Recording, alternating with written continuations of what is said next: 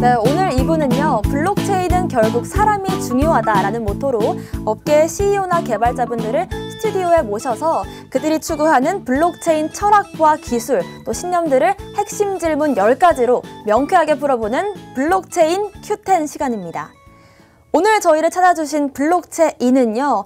가상자산 거래소 고팍스를 운영하는 스트리미의 대표 이준행 대표입니다. 어서 오세요. 네, 안녕하세요. 네. 안녕하세요. 안녕하세요. 네. 안녕하세요. 네, 오늘 저희 이 대표님을 모시게 돼서 정말 영광인데요. 감사합니다. 오늘 바로 본격적으로 블록체인 Q10 시작해 보도록 하겠습니다. 퀘스천 넘버 1입니다.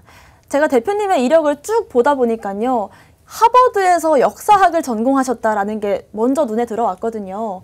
역사학을 전공하셨는데 또 블록체인 업계에서 일하시는 게 좀 특이하기도 합니다. 근데 졸업하시고 나서는 처음으로 어떤 일을 하셨나요?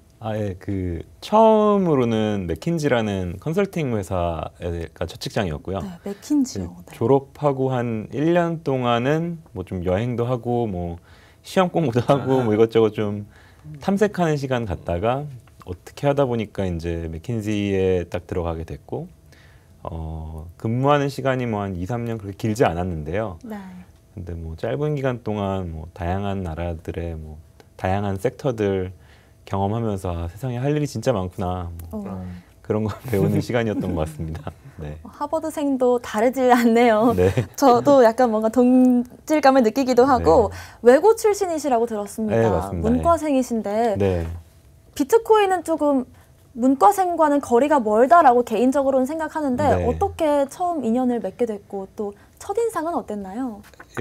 그 우연한 계기로 알게 됐고요. 근데 문과생이라서 좀 확신이라 그래야 될까요? 이런 건 더 쉽게 가졌던 것 같아요. 오히려. 네, 그러니까 사실 컴퓨터공학 백그라운드가 없어서 배경이 없어서 이제 처음 이게 진짜 맞나? 이게 네. 진짜 말이 되나? 이런 것들을 검증하기 위해서 뭐 주변에 친구 중에서 이제 지금 저희 회사 CTO인데 그 친구한테 그러니까 좀 이것저것 개념도 막 물어보고 그다음에 뭐 주말에 기본적인 좀 과외 같은 것도 좀 받고 했었는데 네. 기본적인 개념을 알기 위해서. 네. 근데 사실 오히려 제가 역사를 전공했기 때문에 네. 이게 사회적으로 역사적으로 어떤 좀 함의가 있나에 대해서 그 패턴들이 그냥 되게 직관적으로 잘 보였던 것 같아요. 네. 네.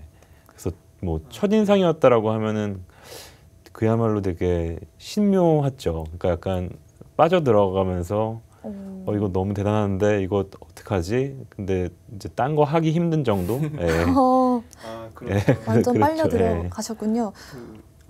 역사학도셨으니까 네. 오히려 더 확신을 가지시는 시기가 빠르셨던 것 같아요. 전공을 살리신 거네요. 어떻게 보면. 그렇죠. 이게 네.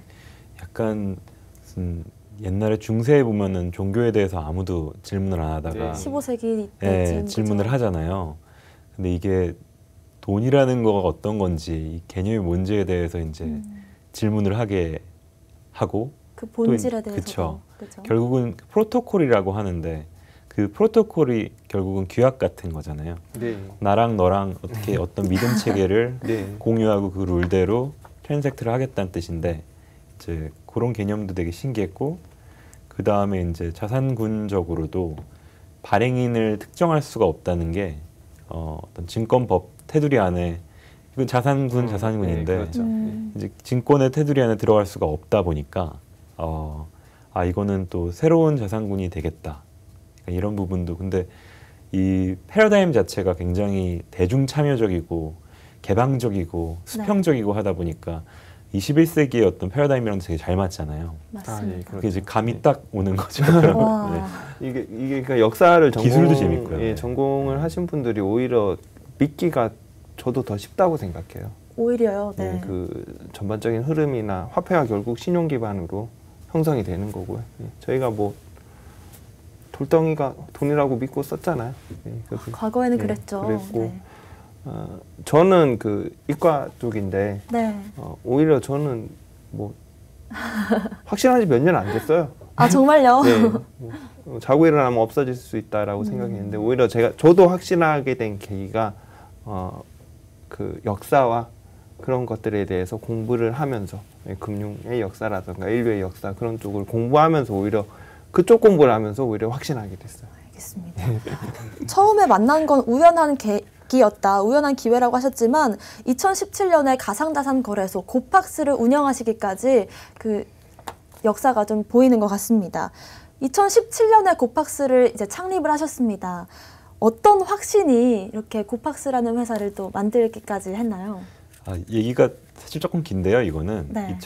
회사는 이제 창업은 2015년에 했었고요. 15년도요? 그때는 이제 저희가 거래소란 모델로 시작은 못했어요. 왜냐면은 이미 한국의 다른 거래소들이 그 VC들한테 그 자금을 유치해가지고 운영 중이었고, 네. 그때는 이제 거래소라는 게 꽤 탄탄한 인프라로 이미 자리 잡았다고 가정을 하고 그 위에다가 이제 그 서비스 사업 모델을 만들어서 작업을 했었는데 어떻게 보니까 이제 그 했던 게 좀 너무 빨랐던 거죠. 15년도요. 15, 16, 그러니까 17년도 중반까지도 그냥 뭐 기재부, 금융위 이런데 뭐 은행 계속 그냥 다니면서 네. 국내에서는 이제 결국은 출시를 못하고 규제에 막혀서 그리고 이제 홍콩에다가 라이센스를 홍콩 자회사를 만들어서 따가지고 이제 운영을 했었는데 그마저도 2017년 1월달에 라이센스를 따고 2017년 여름에 계좌가 막혀가지고 그 서비스를 중단을 하는 상황이 생겼었어요. 그때 네. 이제 코인 광풍 불면서 이제 저희 같은 회사도 은행 계좌를 다 막아버렸었거든요.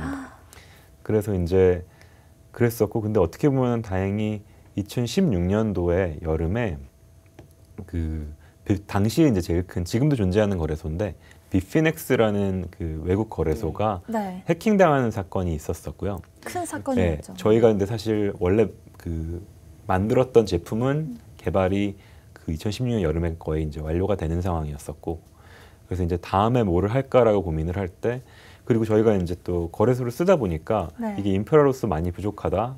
우리도 좀 할 역할이 있겠다. 제대로 된 거 한번 이게 어떻게 보면은 이 인프라가 제일 중요한데 이게 네. 토대인데 굉장히 어렵고 좀 더티 워크라 그래야 될까요? 그러니까 더티 어떻게 보면 워크요. 진짜 이 그냥 국어 표현으로 어떻게 할지 모르겠는데 이게 그냥 그 더티 구르는 워크. 네. 정확한 더리 워크라고 표현이십니다. 하는데 네. 뭐 그 진짜로 그 손에 이제 흙을 묻히면서 네. 네. 이제 그 하는 그런 일들이 많다 보니까 좀 내부 반대도 있고 했었는데 어쨌든 이게 제일 필요하고 역할이 있겠다라고 생각을 하고 이제 만들었는데 이제 제대로 만들려다 보니까 출시 기간이 굉장히 늦어져가지고 17년도 11월 달에 이제 막차를 네. 탄 거죠. 네. 광풍 네. 막차를 또 17년. 그렇죠. 사실 그래서 그때였군요. 조금 어떤 확신으로 거래소를 런칭했냐라고 물으시면은 그냥 그 상황에서는 갈 길이 이거다라고밖에 안 보였어요. 그 당시 ICO를 하기에는 보통 ICO를 하든지 아니면은 거래소를 하든지 2016년도에 네. 이제 그 두 가지가 어떻게 보면 갈래길이었는데 맞습니다. 이제 ICO는 혹하지만 길게 봤을 때 자신이 없었었고요. 네. 거래소 같은 경우는 굉장히 터프할 게 딱 느껴지긴 하지만 그래도 이게 굉장히 필요하고 역할이 있을 것 같다라고 생각을 해서 길게 보고 시작을 한 거죠. 예. 길게 보고 하신 네. 거군요. 사실 2017년 11월 이때는 광풍이 불던 시기라서 아까 말씀하셨지만 또 다른 길로는 ICO를 할 수도 있고 또 당시에 펌핑도 많이 하고 자전 거래를 하는 거래소들도 많았습니다. 네. 근데 이런 유혹들을 다 뿌리치시고 고팍스는 한 번도 이런 문제를 일으킨 적이 없었고 또 그래서 사람들의 신의를 많이 얻지 않았나 이런 생각도 드는데 감사합니다. 이런 유혹을 뿌리치기가 쉽진 않았을 것 같거든요. 근데 어떻게 이런 검은 유혹들을 다 물리치셨는지 저는 그게 궁금해요. 이게 실제로 운영하는 입장에 들어가면은 뭔가 좀 인간 본성을 거슬리는 것 같은 그런 느낌이 좀 있어요. 네. 옆에 사람들이 옆에 업체들이 다 하고 네. 눈앞에 너도 이제 나도, 왔다 갔다 그쵸. 하는데 이게 생존의 문제인지 이거를 하는 게 아니면은 이게 어떤 뭐 내 자존심의 문제인지 이렇게 헷갈릴 때도 좀 선이 흐려질 때가 굉장히 많거든요. 그쵸. 이해합니다. 네. 공감되시는군요. 항상 도덕적인 딜레마들이 발생을 했었었고요. 물론 요즘 특근법이 나와서 굉장히 좀 많은 분들이 자정이 될 거라고 생각은 하지만 근데 네. 그 크게 보면은 두 개인 것 같아요. 네. 그 첫 번째로는 그 뭐 저희는 이거 베팅을 할 때, 그러니까 사업을 하면서 이제 베팅을 하게 되잖아요. 네. 근데 결국은 비트코인과 어떤 블록체인이 굉장히 잘 될 것이다. 그게 이제 했던 첫 번째 베팅이라고 하면은 저희가 했던 두 번째 베팅은 이게 제도 안에 편입될 것이다. 와, 미리 내다보셨군요. 네. 예, 근데 그게 어떻게 보면 역사를 공부하면은 당연할 수밖에 없는 건데. 그렇죠. 예. 근데 제도화가 될 거라고 생각을 하면은 결국은 이런 것들이 카르마로 돌아올 거라는 생각을 안 하기가 되게 힘들었던 것 같고요. 카르마라는 네. 단어. 두 번째로는 사실 이게 그 좀 의미가 없어진 느낌이 들잖아요. 내가 이거 해가지고 사실 이 일을 하는 것도 도덕적인 딜레마인데 내가 나도 잘 되고 뭐 네. 남도 잘 되고 이렇게 하는 게 아니라 누군가가 좀 그런 창피하잖아요. 맞습니다. 나중에 10년 뒤에 봤을 때 네. 얼마나 창피하겠어요. 아, 네. 스스로한테 좀 예. 부끄러울 수도 있고 창피하잖아요. 그러니까요. 네. 그런 거죠. 이게 그 이쪽에서 오랫동안 뭐 사업이나 비즈니스를 하시는 분들의 네. 이 다 가지고 있는 그 복합적인 감정 같아요. 사실 사기꾼들은 1, 2년, 2, 3년 하고 떠납니다. 금방 또 네. 사라지는군요. 빨리 도망가야죠. 잡히기 전에. 예, 빨리 도망가야죠. 예, 흔적 지우고 빨리 도망가야 되는데 그런 생각 많이 들어요, 저도. 네. 대표님도 좀 그런 네, 경험이 정말 많이 있으신가요? 들어요. 예, 정말 많이 들고 자괴감이나 네. 그 아까 더티 게임이라고 하셨는데 더티 게임, 네. 더티 워크. 네. 공감하고요. 또 카르마라는 말씀하셨어요. 네. 제가 어렸을 때 그 카르마라는 PC 게임을 되게 감동 깊게 했었는데 카르마가 정말 좋은 말이잖아요. 네. 네, 돌아옵니다 결국. 돌아온다. 예. 대표님도 유혹을 다 뿌리치고 계시는 거잖아요. 저도 그런 뭐 한 이유에서. 10년 있으면서 이렇게 얼굴 까고 데일리 방송을 할 수 있다는 건 제가 뭐 어디 가서 욕 먹을 짓은 안 했다. 맞습니다. 저는 그 자부심 그렇게 하면서도 당당하게 돈을 벌 수 있다. 네. 라는 걸 말씀드리고 싶습니다. 저도 정말 저도 잘못한 건 없지만 괜히 좀 부끄러워지기도 하고 그런 것 같습니다. 지금은 고팍스가 세계적으로 인정받는 거래소입니다. 하지만 창립 당시 얘기를 들어보니까 초창기에는 좀 애로사항들도 많이 있었을 것 같아요. 큰 애로사항이 있었다면 어떤 게 좀 있었나요? 지금 좀 그때 생각하니까 웃음이 나오시나 봐요. 제가 너무 많으시죠. 뭐. 이거 어떻게 다 게임이라고 말하나. 적어놓고 네. 이게 dirty work가 제가 얘기했는데 단어를 이게 헷갈렸네요. 네. 정말 다예요 이게. 이게 전선이 굉장히 넓습니다. 네. 거래소라는 게 특히 이제 사회적인 어떤 평판 자체가 굉장히 안 좋아가지고 그것도 굉장히 힘들었고요. 그러니까 예를 들면은 뭐 규제기관이라든지 어쨌든 책임지는 건 거래소거든요. 여기서 네, 맞습니다. 그 정말 다양한 이해 당사자들을 그 대면을 해야 됩니다. 그래서 뭐 법 집행기관들도 대면을 해야 되고요. 그러니까 뭐 정부 부처만 해도 되게 다양한 부처들을 그 인게이지를 할 수밖에 없고 그 다음에 이제 뭐 사실 이런 말하면 이미지가 어떻게 될지 모르겠지만 네, 편하게 얘기해 주세요. 또 고객들 중에서 돈 세탁을 하려는 고객들도 많이 있습니다. 예. 그럼 이제 그런 분들이랑도 전쟁을 해야 되고요. 네. 예. 특히 이제 이게 잘못되면은 이게 문제가 생기니까 네. 그리고 이제 해커들도 24시간 공격을 합니다. 이게 뭐 보면은 진짜 뭐 가끔씩 북한 IP 이런 것도 나옵니다. 걔들도 사람이라서 네. 이제 VPN 접속하는 걸 까먹고 이제 가끔 잊어버리고 애들이 있는데 예. 그러니까 보면은 그 거기다 이제 경쟁도 있고 하다 보니까 그러니까 전선이 엄청 넓은 거죠. 맞습니다. 예. 그리고 뭐 이제 좀 신생 블록체인들 같은 경우는 연동시키려고 하면은 불안정하고 불안정하고 이슈도 많이 생기고 하다 보니까 거의 뭐 정말 그 전선이 정말 넓습니다. 공감을 많이 하게 되네요. 네, 서로. 네. 말씀 듣다 보니까 네. 정말 힘드시겠다. 전쟁입니다. 그래서 약간, 말만 들어도 진짜 가슴이 좀 옥죄어 오는 그런 느낌도 있습니다. 그럼 반대로 저는 개인적으로 궁금한 게 이럴 땐 좀 뿌듯했다 하는 순간도 있었을까요? 아 뿌듯했다요. 네. 글쎄요. 내가 이 일하기 참 잘했다. 애로사항은 바로 나오셨는데 어떻게? 이 방송이 이러면 안 되는데. 대본에 없는 질문에서 혹시 비트로드님은 저요? 뿌듯했던 순간, 뿌듯했던 순간. 사소한 것도 괜찮습니다. 이런 질문이 가장 어려운 것 같아요. 사실 힘든 얘기는 뿌듯했던 오래 순간. 기억에 남는데. 일단 그 개인적으로는 그 소비자 측면에서는 아직은 갈 길이 너무 멀어서 아직은 만족스럽다고 말하기가 너무 어렵고요. 네. 근데 이제 시작이고 나중에는 이제 소비자들한테도 정말 큰 가치를, 그러니까 나도 만족스러울 정도로 하는 게 일단 목표고요. 내부적으로는 저희 이제 직원들이 회사 다니면서 만족하는 모습들을 와. 봤을 때 아, 그럴 때 되게 뿌듯한 것 같고요. 그리고 이제 그 어떻게 보면은 전쟁을 같이 이제 몇 년 동안 네. 수행하면서 네. 같이 있으신 분들 같은 경우는 정말 전우회가 전우회 같은 게 좀 생기네요. 있거든요. 아, 네. 예. 그래서 그렇죠. 이제 그러면서 또 좋은 분들도 들어오고 이럴 때 굉장히 좀 뿌듯함을 많이 느낍니다. 예. 뿌듯했던 저도 순간이 뿌듯했던 많으셔서 거. 다들 고민이신 것 같아요. 네, 전 혹시- 요즘입니다. 어. 요즘 가장 뿌듯해요. 예. 저도요. 아니, 네. 뿌듯해요. 예. 저도- 코인 형이 네, 노래 저도 듣는 진짜. 재미로 살고요.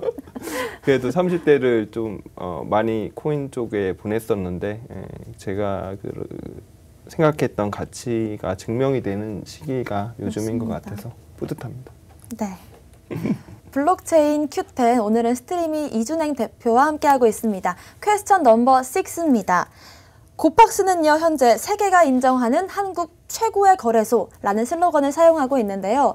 그럼 고팍스의 강점 많은 분들께서 이미 알고 계시겠지만 자랑하실 수 있는 시간을 한번 가져볼까 합니다. 너무 많겠지만 몇 가지만 좀 강점을 알려주시면요. 그냥 한마디로 보면은 좀 길게 보고 한다는 게 제일 큰 장점인 것 같고요. 네, 계속 강조하시는 예, 내용이네요. 좀 롱텀으로 보고 한다는 거에서 나오는 게 그러니까 결국 그래서 좀 기본기에 충실한 편이라고 생각을 하고요. 네. 그래서 그런 부분들이 특히 뭐 어떤 보안이라든지 아니면 어떤 시스템 안정성이라든지 뭐 이런 부분들에 대해서 뭐 투명성이라든지 이런 거에 대해서 이제 그 뭐 해외 레이팅 기관들한테 좋은 평가를 받는 것들이 그런 부분이라고 생각을 하고요. 그리고 또 좀 오랫동안 했고 국내에서는 어떻게 보면 저희가 그 이 업계 약간 1세대거든요. 그 맞습니다. 당시에 한 5손가락 안에 들었던 것 같은데요. 네. 그러다 보니까 이제 오랫동안 그 글로벌 업체들이랑 좀 굿윌이 많이 쌓인 것 같아요. 그래서 그런 것들이 어떤 좀 강점, 그러니까 글로벌하게 움직일 수 있는데 어떤 가교 역할 같은 거 잘 할 수 있을 것 같다. 네. 뭐 이런 부분들이 좀 강점이 아닐까라고 생각을 합니다. 네. 네. 순간순간 이런 유혹들에도 흔들리지 않고 롱텀으로 항상 보시면서 역사적인 관점에서 고팍스를 운영하고 계신 게 느껴집니다. 퀘스천 넘버 7입니다. 최근 고팍스에서 출시한 고파이라는 상품 가상자산 예치 서비스인데요. 많은 분들께서 관심을 갖고 큰 화제가 되고 있습니다. 어떤 상품인지 시청자분들께 좀 소개를 해주시면 좋을 것 같아요. 아, 예, 이거 예치 상품이고요. 네. 그 얼핏 보면 약간 머니마켓 상품 약간 이런 느낌인데요. 네. 예, 그 예치를 하면은 연리 한 7% 정도 낮아질 수도 있고 연 높아질 수도 7%요? 있는데 그 정도 이제 리턴을 돌려드리는 그런 상품이고요. 이제 뭐 제네시스 같은 해외에서 제일 큰 어떤 프라임 브로커들이랑 네. 이제 어떤 일종의 파트너십하에 지금 제공하고 있는 그런 상품이고요.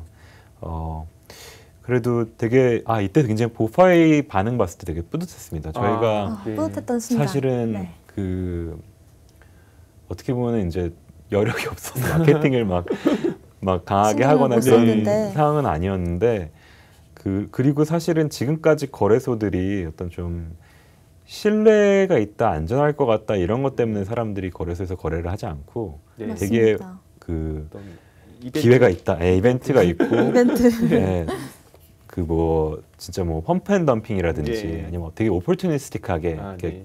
어떤 그런 것들이 있을 때 네. 이제 많이 들어가고 그리고 그런 데서 잃어도 이거는 내 탓이다 업체 탓이라기보다는 내 탓이다 약간 이러고 넘어가는 현상들이 굉장히 네. 많은데 아직은 인프라도 제도도 없고 비성숙한 시장이다 보니까 그런데 그 아무래도 이제 내 비트코인을 예치하고 내 이더리움을 예치하는 이런 서비스 같은 경우는 확실히 신뢰가 되게 중요하구나라는 생각을 했고 저희가 마케팅을 그렇게 한 게 아닌데 짧은 시간에 뭐 몇백억이 모이는 거를 보고 아. 사실은 되게 그러니까 몇백억 어치의 네. 그 코인들이 모이는 걸 보고 아 그래도 이 업계 내에서는 나름 신용을 많이 쌓았구나 인정을 받고 이런 부분들이 네. 되게 좀 네. 네, 굉장히 좀 뿌듯했습니다. 네. 말씀을 듣다 보니까 최고의 마케팅은 최고의 상품이 곧 최고의 마케팅이 아닌가 이런 생각이 그렇죠. 듭니다. 네.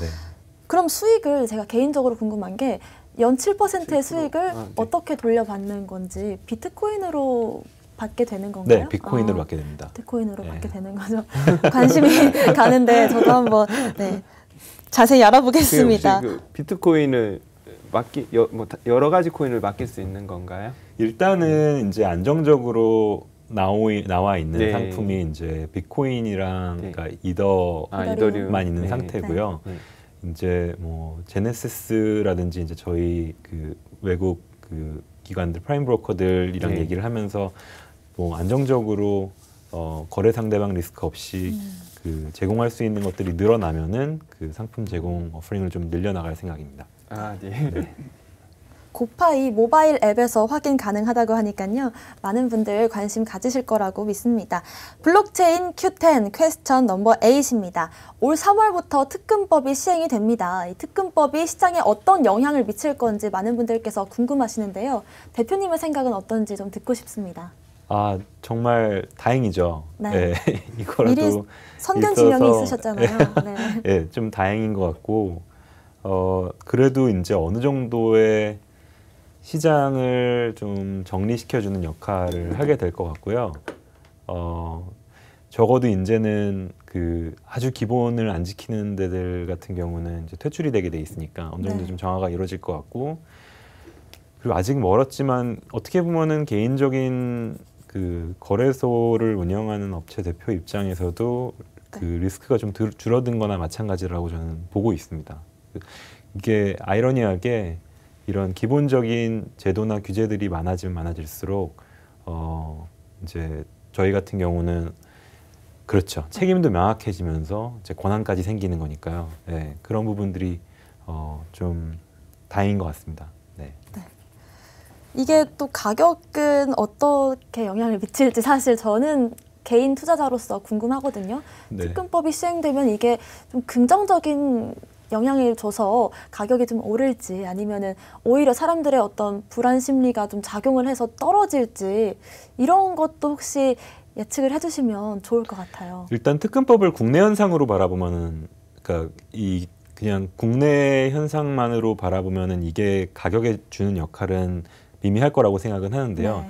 이거를 이제 어떤 역사적으로, 글로벌한 전 네. 세계적인 그 현상의 그러니까 제도화라는 전 세계적인 움직임의 일부라고 바라보게 되면은 이게 어떻게 보면은 지금 그 좀 슈퍼 사이클을 이끄는 큰 그 내러티브 중에 하나죠. 맞습니다. 예. 사실은 이게 그 페레프라고 미국이 주도하는 기관에서 이제 그 권고안이 나왔기 때문에 되게 빠르게 이런 규제법을 도입을 하게 된 거거든요. 네. 개정법을 통해서.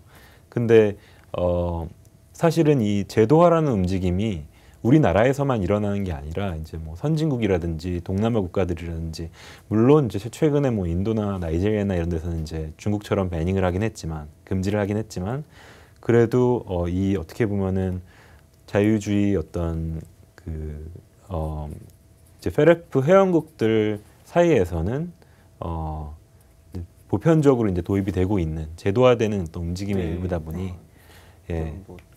이건 좀 정상적으로 사업하시는 거래소 입장에서도 정말 좀 좋은 일 같고 네. 좀 경쟁자들이 정화 작용이 네, 좀 될 정화 것 작용이 같아요. 있고 투자자 입장에서도 특금법이 정말 좋아요 저는. 네. 어떻게 보시나요? 저는 특금법 더 시행? 많이 규제해 줬으면 좋겠어요. 더 많이요. 네. 예. 어차피 벌 사람들은 많이 벌고 세금 내면 됩니다. 그리고 지금 너무 이게 법과 제도가 없으니까 너무 불안한 거죠. 투자하는 사람들 입장에서도. 저는 뭐 오래 했으니까 그냥 그러려니 하는데 얼마 전에 또 단톡방에 한 분이 오셔서 네. 부동산 카페에서 오셨대요. 어디서 자꾸 이렇게 오시는지 저도 그러게요. 궁금합니다. 뭐 자꾸 오시는데 부동산 카페에서 오셨는데 물어보는 거예요. 이것저것 코인 대해서. 그럼 비트코인 정말요? 사려면 어떻게 네. 해야 되냐요? 그러니까 거래소를 이용하시면 됩니다. 그럼 증권거래소와 증권사 그 뭐 미래에셋 그런 것이랑 같나요? 뭐 키움문이랑 같나요? 아니요, 그것과 네. 다릅니다. 그래서 우리 거래소는 다 독립시장이라고 보셔야 됩니다. 아 그런가요? 그럼 그 거래소를 어떻게 믿고 거래를 하죠? 그러니까 믿을 수 없습니다. 예, 이제 곧 법과 제도가 생기는데 아직까지는 100% 신뢰할 수는 없는 게 현실이잖아요. 그러니까 이게 금융업도 아니고 통신판매업이고 그러니까. 근데 저는 이 암호화폐 투자하고 있는 입장에서 암호화폐에 투자했을 때 좋은 점 이런 걸 되게 좀 많이 얘기할 수밖에 없는데 네. 결국은 개인은 뭐 거래소를 통해서 투자를 할 수밖에 없는 구조고. 네, 맞습니다. 근데 거기서 그 진입 장벽이 많이 막히시더라고요. 뭐 주식 하시던 분도 그럴 거고 부동산 하시던 분들도 그러실 것 같아요. 아 그러면 저는 좀 불안해서 나중에 좀 안정화가 되면 할게요 하면서 끝났거든요. 정말. 근데 이게 뭐 특근법이 되고 그러면은 일단 1차적으로 좀 정비가 끝나는 시점이니까 그 시점이 되면 저는 또 국내 투자자분들도 저력이 상당하다고 생각하거든요. 이번에 그 동학개미라던가 테슬라도 다 한국에서 올린 거 아니에요? 서학개미와 동학개미의 힘이 합쳐졌죠. 네. 예, 그 한국에서 엄청 샀잖아요. 맞습니다. 저는 뭐 주식하고 부동산 하시던 분들이 코인 시장으로 넘어오는 시기가 국내 네. 저희 김프 역부 배웠죠? 네, 배웠죠. 그 역부가 해석 개미요? 역부가 이제 뭐 다시 안 나타나는 시점이라고 보고 그런 시점에서 봤을 때 저는 특근법이 그 사업자분들한테도 좋고 투자자분들한테도 좋다. 되게 좋은 상황 같아요. 네. 저는 부동산 카페에서 오셨다고 해가지고 광고하러 오신 줄 알았는데 그게 아니라 궁금한 게 투자로, 많으셨나 봐요. 예, 물어보러 오셨. 그만큼 부동산과 주식시장에 계시던 분들이 이렇게 코인 투자에 좀 관심을 가지시는 것 같습니다. 예, 그런 네. 것 같고요. 대표님은 투자를 혹시 뭘로 시작하셨나요? 어떤 걸로요? 어떤 투자요? 네, 저는 뭐 이렇게 코인으로 좀 시작해서 되게 보수적으로 그냥 접근만 하다가 네. 코인으로 시작해서 뭐 또 하다 보니까 뭐 주식도 하고 뭐 여러 파생 상품도 하고 뭐 그러고 있는 안 하시는 게 상황인데 없으시잖아요. 처음 했던 투자는 주식이고요. 아 네. 그러세요? 예. 그 2008년도에 그 네. 군대를 조금 늦게 갔는데 그때 네. 이라크를 갔다 왔었어요. 네. 네. 그때 보험금으로 이제 돈을 받았었는데 그때 우와. 금융위기가 딱 터졌었거든요. 2008년 8년에 딱 시기가. 그때 예. 그냥 그때 받은 돈을 다 넣었었어요. 네. 주식에. 그래서 터지기 전에. 그러니까 터지고 나서요. 아 그때 잘하셨네. 기록한 다음에 바로 넣고 음. 이제 그게 첫 투자 시작이었습니다. 그럼 코인은 언제 처음 투자하셨나요?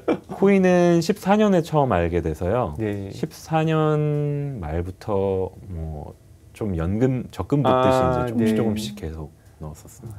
적립식 투자 적립식 투자. 어제 방송에서 얘기했던 적립식 네. 투자에 레이븐 적금, 비트코인 예. 적금 이런 비트코인 게 적금. 있는데 예. 그럼 대표님께서도 좀 적금식으로 이제 차곡차곡 모아가시는 스타일이신가요? 원래는 그냥 뭐 하나 딱 그 판단이 되는 게 있으면은 네. 그러니까 질문을 많이 하고 납득이 되면은 넣고 오랫동안 좀 까먹는 스타일인데요. 네. 이게 어쩌다가 이제 돈이 좀 딴 데 그 투자가 크게 돼 있는 이후에 이제 비트코인을 알게 돼서 그 가용 자원이 없다 보니까 네. 하다 보니까 이제 그 월급 나오는 대로 이제 네. 적금식으로 이렇게 붓는 방식으로 했었죠. 예. 적금식으로. 네. 제가 또 대표님께서 하신 인터뷰들을 찾아보니까 전체 자신의 자산의 5% 정도를 투자하는 게 좋다라고 말씀하셨는데 일반인들 입장에선 그렇고요. 사실 네. 저는 비중이 훨씬 크고요. 개인적으로는. 네. 예, 개인적으로는 저는 비중이 그거보다 훨씬 크고요.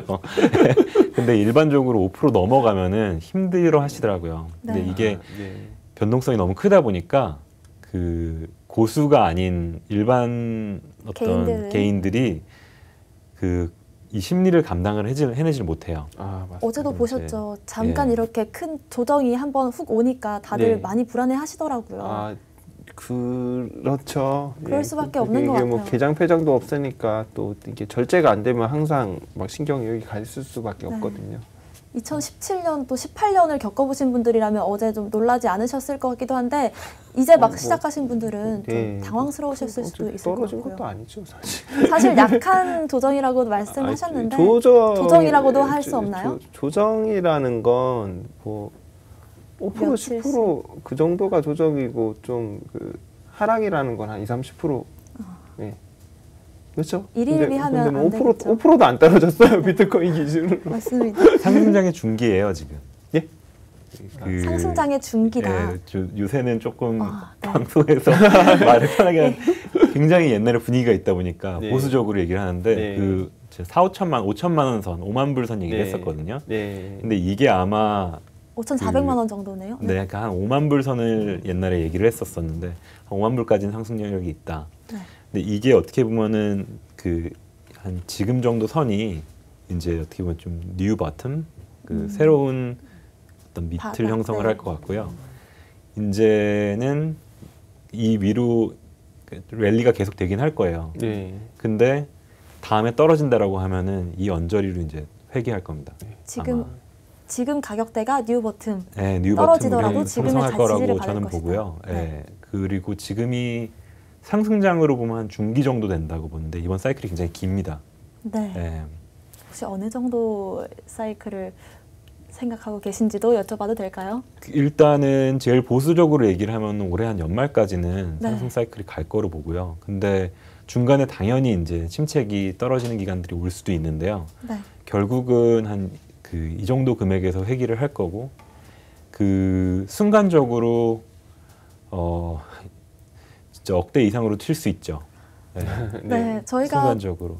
그래서 지금은 옛날 사이클이랑 비슷하다고 하면은 한 올해 한 지금 중순, 중하순 그 정도의 이제 랠리가 끝나는 게 정상적인데 요번이 사이클이 좀 길어져서. 아마 연말까지도 그 이후까지도 네. 이제 이게 익스텐드 될 수도 있다라고 보고 네. 있고요. 네. 저도 그렇게 보고요. 네. 지금 뭐 가격과 별개로 시장 상황 자체가 너무 좋아요. 너무 좋아요. 경제 상황도 그렇고 뭐 뉴스도 그렇고 서로 지금 들어오려고 줄 서고 있는 상황이라서. 맞습니다. 예, 아이러니하게 경제 상황은 그러니까 실물 경제 상황은 너무너무 안 좋은데 자산만. 네, 이게 좀 어떻게 보면은 좀 되게 마음이 아픈 네. 부분이기도 하죠. 이게. 네. 네. 어쨌든 악재를 그러니까 비트코인 투자로만 놓고 봤을 때는 한동안은 악재를 찾기가 조금 어렵죠. 그 정도로요. 악재를 네. 찾기가 어려워요. 네. 악재가 없어요. 요즘 비트코인 포털에 검색해 보세요. 나쁜 뉴스가 없어요. 찾을 수가 없는데 나쁜 뉴스가 저희가 없어요. 최근 네. 방송에서 또 비트코인 과연 1억 갈까라는 주제를 한번 얘기를 한 적이 있습니다. 근데 연말까지 충분히 가능성이 있다라고 보시는 걸까요? 연말까지는 연말까지는 모르겠는데요. 계속해서 순간적으로 상승이. 튀는 끝이 미니멈이 한 1억 정도로 지금 사실은 보고 있고요. 미니멈이. 네, 더 튈 수도 있는데 근데 이제 이게 적정 가치냐라고 물어보면은 아직 그 정도는 아닐 것 같다는 생각은 하고 있고요. 네, 알겠습니다. 예. 네, 이게 사실은 적정 가치를 찾기가 굉장히 어렵잖아요. 예. 내재 가치가 없죠, 사실. 네. 저는 사실 내재 가치는 없다고 생각해요, 코인에. 예. 그럼 내재 가치는 없는데 그럼 바로 퀘스천 넘버 9으로 넘어가 볼게요. 블록체인이 그럼 앞으로 과연 세상에 어떤 영향을 줄 건지 세상을 바꿀 거라는 건 확신이 되는데 그 구체적인 그림을 한번 그려주시면 좋을 것 같거든요. 일단 하이 레벨에서 그러니까 얘기를 하면은 세대 교체가 제일 클 것 같아요. 세대 교체요. 예, 그러니까 디지털 세대, 뭐 밀레니얼 세대 등으로 대표되는 나뉘지만. 그러니까 디지털에서 활동을 하고 디지털 생활 세계에서 경제 활동을 많이 하는 그러는 그 세대들이 입김이 더 커지고 영향력이 더 커지는 그런 계기가 될 것 같고요. 그다음에 뭐 금융 서비스적으로 봤을 때는 이제 인터넷에서 금융이 가능해진다. 우리가 지금 아는 금융 서비스들은 다 인트라넷에서 이루어지고 있는 거고요. 네.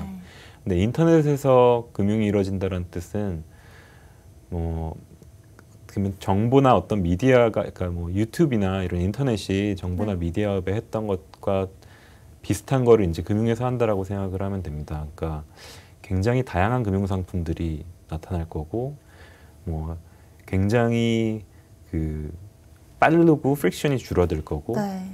그 다음에 굉장히 간편해질 거고 그냥 탭 몇 번, 클릭 몇 번으로 금융 상품이 발행되고 우와, 유통되고 맞습니다. 뭐 국경의 개념도 없어지고 뭐 나이제리아에 있는 아프리카든지 아프리카에 있는 뭐 빨래방을 하고 있는 사람한테 네. 한국에 있는 어떤 작은 뭐 김아무개 씨가 김아무개 씨가 뭐 투자를 해가지고 그걸 볼 수도 있고 그런 세상들. 그러니까 근데 뭐 유튜브만 봐도 알잖아요. 이게 네. 장점은 이게 엄청 니시 마켓에 하는 컨텐츠들도 생산이 되고 잘 먹히고 이런 것들이 유통이 되고 하는 굉장히 어떤 컨텐츠 다양성 측면에서의 엄청난 획기적인 발전이 있었다라고 하면은 또 동시에 이제 가짜 뉴스도 네. 많고 이런 것처럼 페이크 뉴스가 중간에 이제 많죠. 컨트롤이 없어지니까 그런 위험성들도 분명히 존재를 하게 되는 거고요. 근데 이제 뭐 좋냐 나쁘냐라고 얘기를 하면은 좋게 만들어가는 게 이제 업계에 있는 사람들이랑 규제 당국이랑 연대서 해나간 역할이라고 생각을 하고 네. 더 중요한 질문은 이게 막을 수 있는 트렌드냐 없는 트렌드냐가 제일 중요한 질문인 것 같고요. 네.